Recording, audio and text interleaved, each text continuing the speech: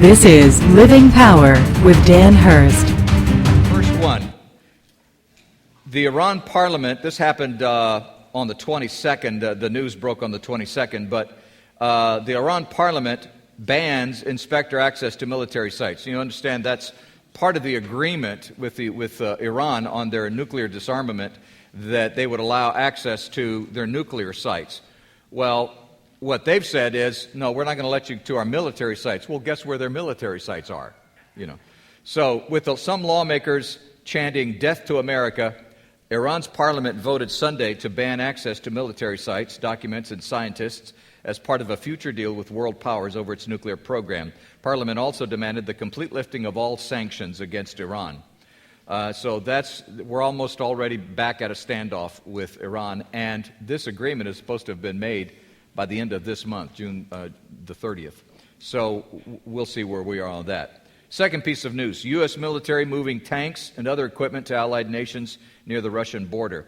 Defense Secretary Ash Carter announced on Tuesday that the U.S. will deploy heavy weaponry, including about 250 tanks, armored vehicles, and other equipment across 6 European nations, including those along the Russian border. He goes on to say, Carter said that if the U.S., if requested and approved, would be willing to provide intelligence and surveillance capabilities, special operations forces, logistics, transport aircraft, and a range of weapon support that could include bombers, fighters, and ship-based missiles.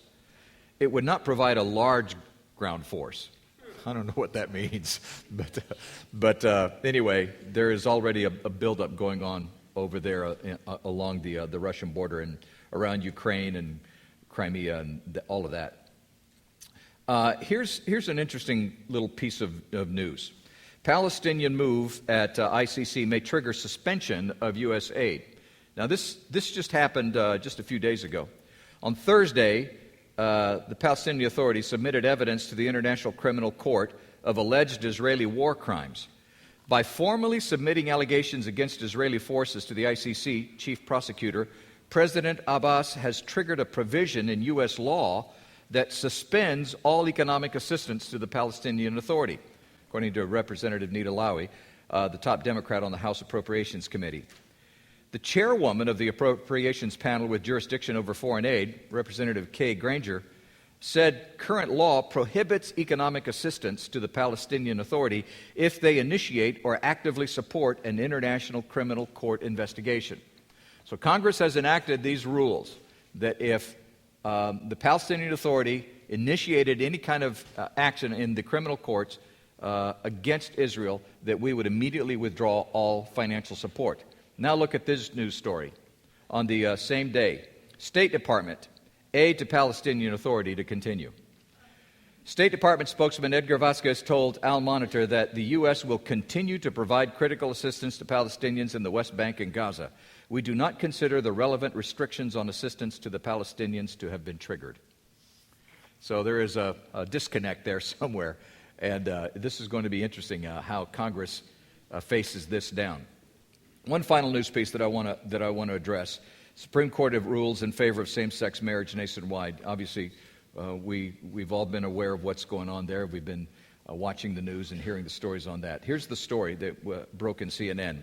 In a landmark opinion, a divided Supreme Court on Friday ruled that same-sex couples can marry nationwide, establishing a new civil right and handing gay rights advocates a historic victory. 5-4 ruling, Justice Anthony Kennedy wrote for the majority with the 4 liberal justices. Each of the 4 conservative justices wrote their own dissent. The U.S. is now the 21st country to legalize same-sex marriage nationwide, including territories. Married same-sex couples will now enjoy the same legal rights and benefits as married heterosexual couples nationwide, and will be recognized on official documents such as birth and death certificates. There were 2 questions asked before the court. The first asked whether states could ban same-sex marriage, and the second asked whether states had to recognize lawful marriages performed out of state. Now, you might ask why I would include this news piece with news that relates to the end times that we're studying in Revelation. And the answer is that this may explain a lot why we don't see America as a nation prophetically in Revelation. Here's why. I am concerned. Trust me on this. I'm deeply concerned about it. But I'm not bothered by a ruling that gives same-sex couples legal rights such as Social Security benefits and whatever tax breaks there might be. That doesn't really bother me that much. That is so small compared to what the real issue is. And really, the real issue isn't even homosexuality. In fact, the ruling and the wording of the ruling, listen to this, the ruling and the wording of the ruling could easily apply to polygamy. In fact, if you want to marry a block of cheese, you can use the wording that the Supreme Court offered down and succeed.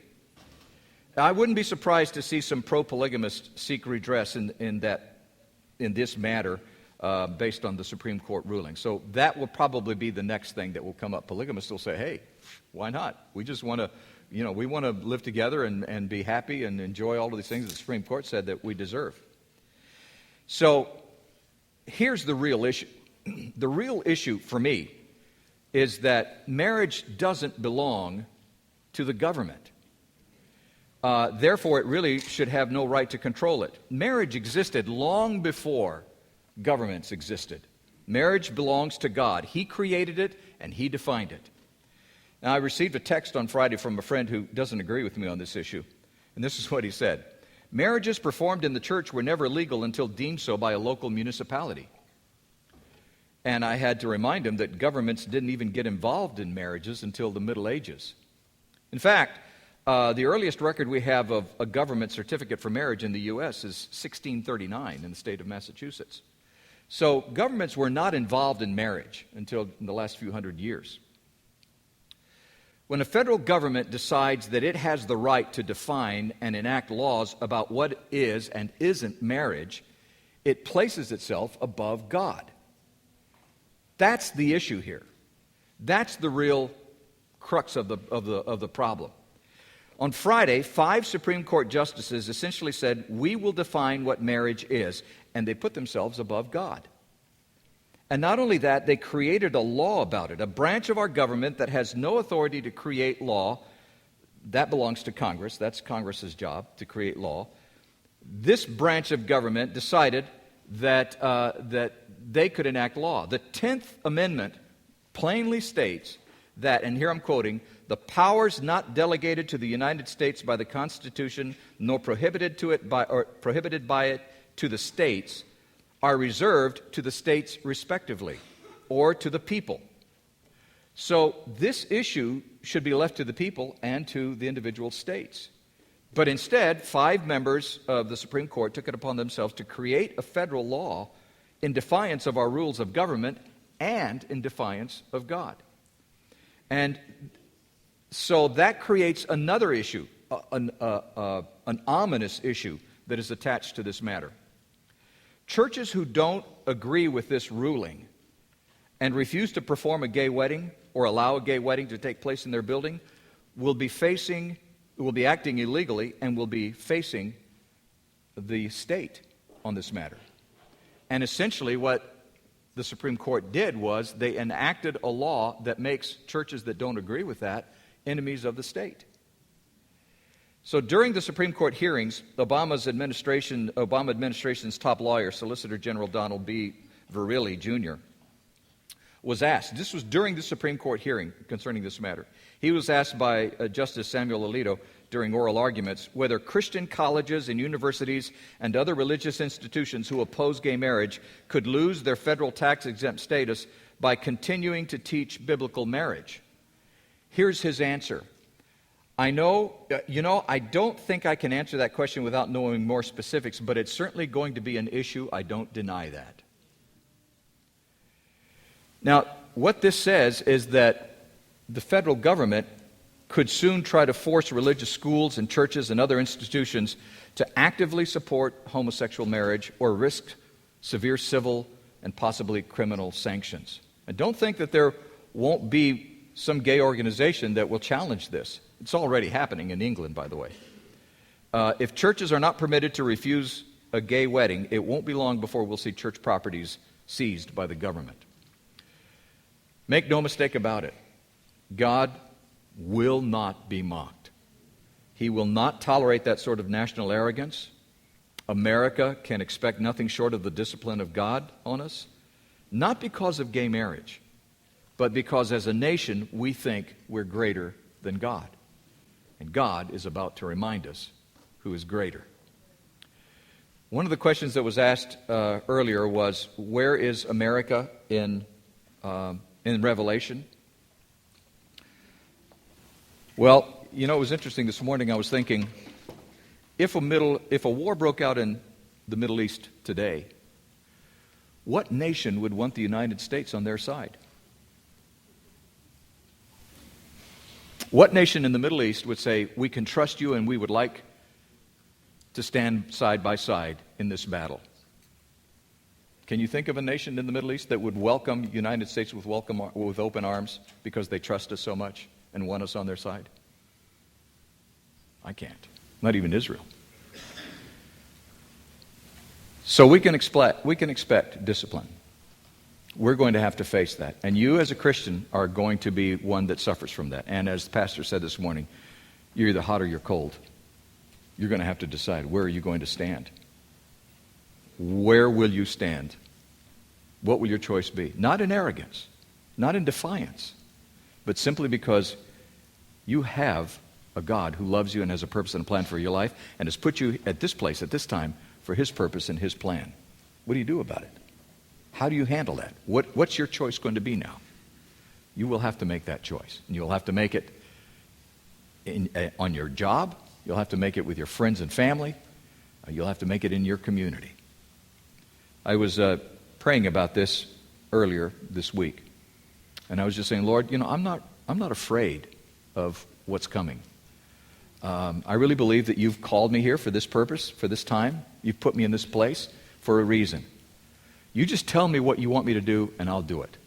Because, you know, this is all temporary. I'm looking forward to eternity. I'm just here for it as an ambassador. The Bible says, 2 Corinthians 5:20 says that we are ambassadors. So I'm just an ambassador here. I'm a heavenly diplomat. And I'm on call. And whatever it is that God wants, that's what I'm going to do. It doesn't matter if I lose everything. Honest to Pete, that doesn't matter. They can have it. If they want to take over the house payments, that's cool by me. And you know, I'm just where God wants me to be. And I said, but God, you're going to have to show me step by step what it is you want me to be, because I don't know if you figured this out, God, but I'm not that smart. But you made me, so you know, you tell me where you want me to go and what you want me to do. And this is what God said: I've called you to minister, and I will draw the people to you. You don't have to go looking for them. And I thought, cool. I'm cool with that. If that's what God wants to do, I'm totally cool with that. I'll go wherever you want me to go. If you want me to go stand on the corner on the plaza and preach, I will. I'm totally cool with that. Done it before, I'll do it again. I'm not afraid of that. What I am afraid of is disobeying God. Let's pray. On behalf of Dan Hurst and the Open Class, we want to thank you for watching. We hope it was a blessing.